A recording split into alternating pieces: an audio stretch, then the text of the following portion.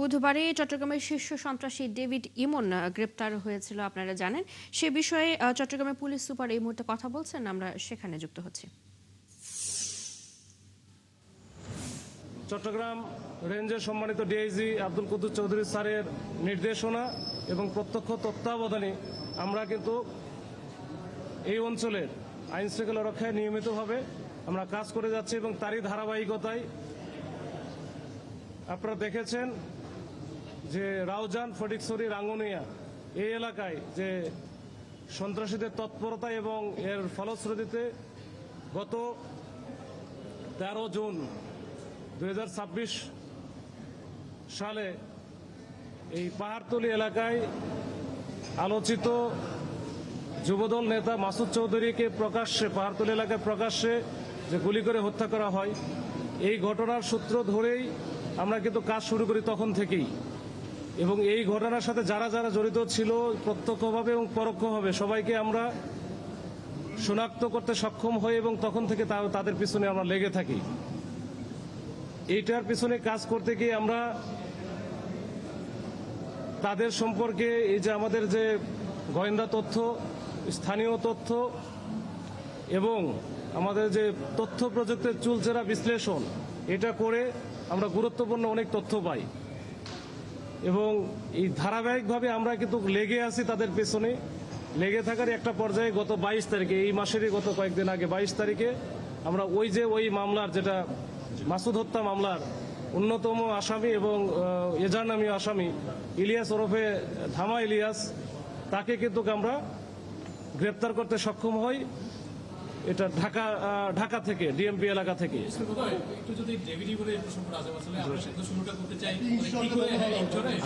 আসবে এরপরে আসবে। তো ধামা ইলিয়াসকে গ্রেপ্তার করার পরে আমরা অনেক তথ্য আমরা তার কাছ থেকে, তাদের যে সন্ত্রাসী নেটওয়ার্ক, চাঁদাবাজদের যে নেটওয়ার্ক, এইটা সম্পর্কে জানতে পারি।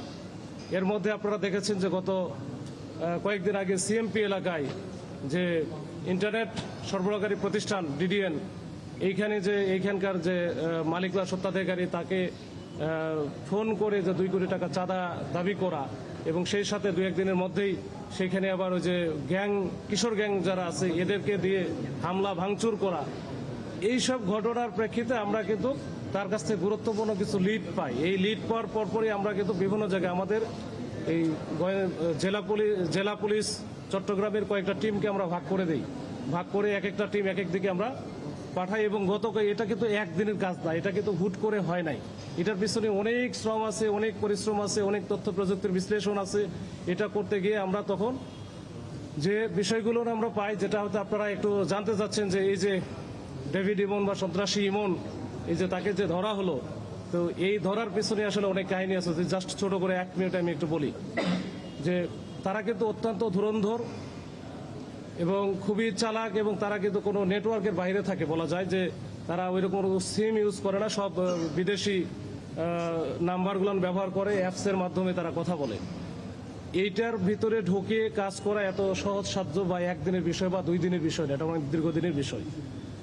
তো সর্বশেষ আমরা যখন এই চক্র, বিশেষ করে ডেভিড ইমনের, ও যখন দেশে দেখতেছে যে তার ধরা পড়ার সম্ভাবনা আছে বা এটা বেশি আলোচিত হয়ে গেছে, তখন যে বিদেশে একজন আছে যে আলোচিত গ্যাং লিডার, যে সাজ্জাদ, ওরফে বড় সাজ্জাদ, তার পরামর্শক্রমেই তারা কিন্তু ইন্ডিয়াতে বা ভারতে পালিয়ে যাওয়ার একটা তার পরিকল্পনা ছিল। এই পরিকল্পনা সম্পর্কে আমরা সম্যকভাবে অবগত। দর্শক, চট্টগ্রামের শীর্ষ সন্ত্রাসী ডেভিড ইমন গ্রেপ্তারের বিষয়ে কথা বলছিলেন চট্টগ্রামের পুলিশ সুপার, আমরা সেখানে এতক্ষণ যুক্ত ছিলাম।